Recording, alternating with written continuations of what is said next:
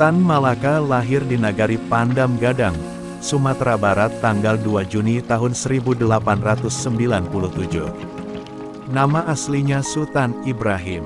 Ia mendapatkan nama gelar semi bangsawan yang didapat dari garis turunan ibunya menjadi Sultan Ibrahim Datuk Tan Malaka. Ayahnya bernama Rasad Caniago, seorang karyawan pertanian, dan ibunya Sinasi Mabur adalah putri orang terpandang di desanya. Tan Malaka semasa hidupnya tidak menikah dan memilih hidup sendiri untuk kemerdekaan RI. Semasa kecil, Tan Malaka hidup dalam lingkungan agama yang kuat di kampungnya. Ia bahkan senang mempelajari agama, ilmu bela diri, dan main sepak bola. Pada tahun 1908, saat usia 21 tahun, ia didaftarkan ke Quick School, sekolah guru negara, di kota kelahirannya. Ia tumbuh menjadi anak yang cerdas dan selalu juara di kelasnya. 5 tahun kemudian, pada bulan Oktober tahun 1913, memasuki usia 26 tahun, ia meninggalkan desanya menuju Belanda untuk belajar di Rijkswijk School, sekolah pendidikan guru pemerintah. Selama kuliah di Belanda, ia mengalami perubahan drastis dalam pola pikirnya. Pengetahuannya tentang dunia luar, khususnya soal revolusi, melekat di pikirannya. Pengetahuan ini ia peroleh setelah membaca buku De Franse Revolutie. Apalagi saat itu sedang terjadi revolusi di Uni Soviet, kini Rusia. Sejak itu, ia mulai serius mempelajari paham sosialisme dan komunisme dengan membaca buku-buku karya Karl Marx, Friedrich Engels, dan Vladimir Lenin. Di sini ia juga bertemu langsung dengan tokoh-tokoh sosialis demokratis. Setelah lulus, pada tahun 1919, ia kembali ke Indonesia. Ia langsung ke kampung halamannya. Tak lama setelah itu, ia mendapatkan tawaran untuk mengajarkan anak-anak kuli petani di perkebunan teh, Deli, Sumatera Utara.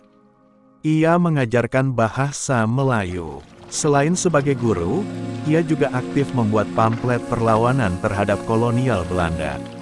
Ia tak rela bangsa pribumi diperlakukan tak adil oleh kaum elit. Ia juga menulis mengenai penderitaan para kuli kebun teh di media Sumatera Pos. Untuk memperjuangkan nasib petani, ia menjadi anggota Volksraad, Dewan Rakyat, dalam pemilihan tahun 1920 mewakili kaum kiri. Namun, baru setahun ia mengundurkan diri dan memilih membuka sekolah rakyat di Semarang atas bantuan seorang tokoh syarikat Islam, Si.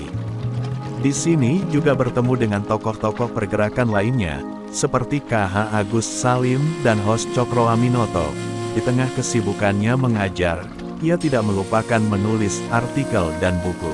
Misalnya, lahir buku Komunisme di Jawa, 1922, Kuli Kontrak, 1923, Nar Republik, 1925, juga buku Madilog, Materialisme, Dialektika, Logika, antara tahun-tahun 1942 sampai tahun 1943. Pada tahun 1922, Tan Malaka ditangkap karena diduga terlibat aksi mogok desa besaran buruh Pegadaian dan diasingkan ke Belanda. Setelah 20 tahun menjalani pengasingan, Tan Malaka kembali ke Indonesia pada tahun 1942. Bersamaan dengan kedatangan penjajah Jepang ke Indonesia. Tan Malaka tak tinggal diam melihat bangsanya dijajah kembali. Ia melakukan perlawanan politik secara gerilya. Ia menemui Soekarno 2 kali dan menyampaikan konsep strategi revolusioner melawan penjajah. Ia sendiri terus berjuang meyakinkan rakyat dan elit sehingga Indonesia merdeka pada tahun 1945. Setelah Indonesia merdeka, Tan Malaka menjadi pelopor aktivis sayap kiri sosialis. Ia sering dituduh melakukan perlawanan terhadap kebijakan pemerintah Indonesia yang baru. Ia pun dipenjarakan pada tahun 1946. 2 tahun kemudian, ia bebas setelah terjadi pemberontakan PKI di Madiun.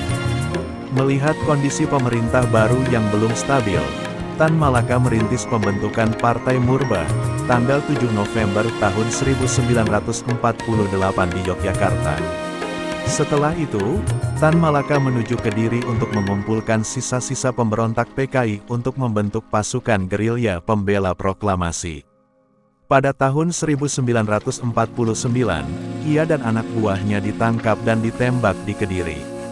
Ia meninggal pada usia 52 tahun. Selama puluhan tahun, tempat makamnya tak diketahui keberadaannya.